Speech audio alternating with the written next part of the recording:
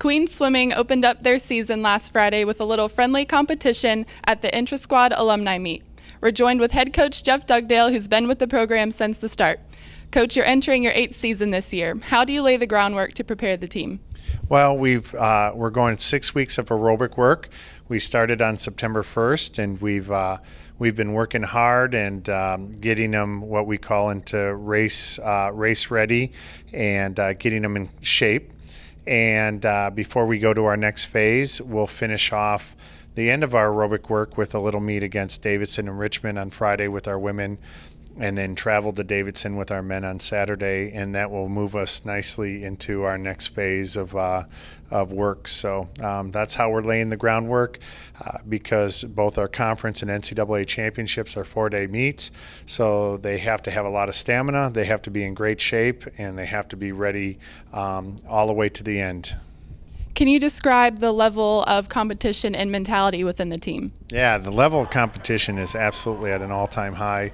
In all 8 years here, you would think in our first 3 championships, I'd be able to say that there's been a great level of, and there was a great level of competition, but now our men are so deep, and we have such a good balance of high-end internationals, our people who have competed at the international level, who also include some international swimmers.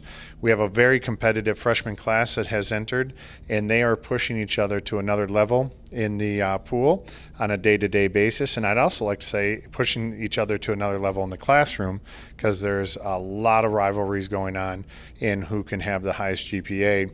And this can be said both on the women's and the men's side as well.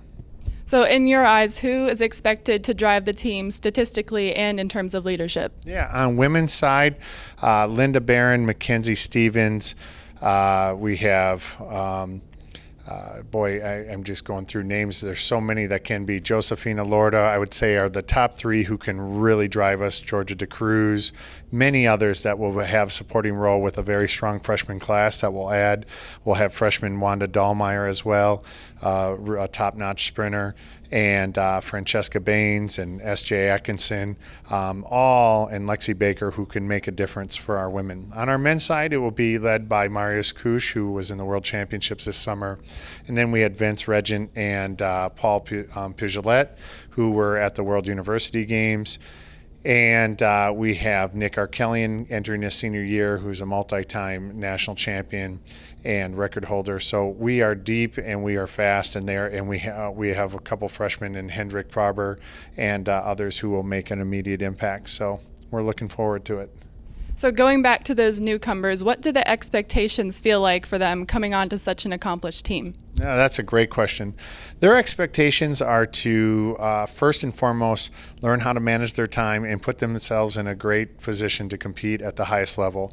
And doing that starts all the way back when we started at September 1st on how to establish themselves in a school setting, all the freedom that comes with going to college, and maintain a sense of structure around their training and school schedule. Once they get that and can get over this hump and really nail it, and be efficient at it, then their swimming will even get better, because they will lower the stresses, the cortisol levels in the brain, that will help them really, when they go into the pool, really focus on swimming, and when they go into the classroom, really focus on the classroom. Right now, they seem to overlap a little bit, but we're hoping with their training, with their time management skills, and with everything that we have in place for them to be successful through the school and through our Center of Success, that they will thrive.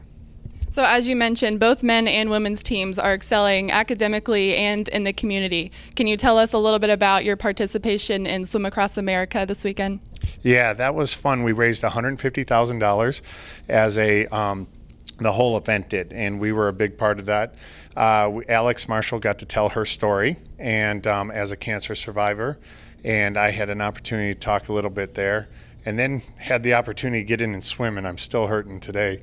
But to swim 1.5 miles when I haven't swum in many years was a little bit of a feat, but we had fun doing it. It was a great cause. We look forward to doing it every year, but we all know, and unfortunately all know, or have had somebody directly in our families who's been affected by cancer. So we want to do our part in partnership with our university, where our mantra is not to be served but to serve, and raise the funds necessary so that that our doctors in the Levine Cancer Center can provide hope and can provide an opportunity for people like Alex, a survivor and a fighter, to pay it forward and tell their story so that there's hope for others.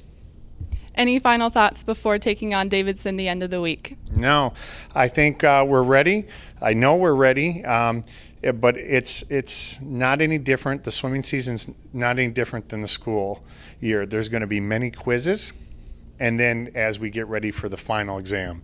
And that final exam is for us the NCAA Championships in Greensboro in March 14th through 17th, and that's where we hope to ace that exam. But up until then, we'll have the many quizzes, and hopefully we can maintain a really strong grade point average. Coach Dugdale, thank you so much for your time. Thank you. Have a great one.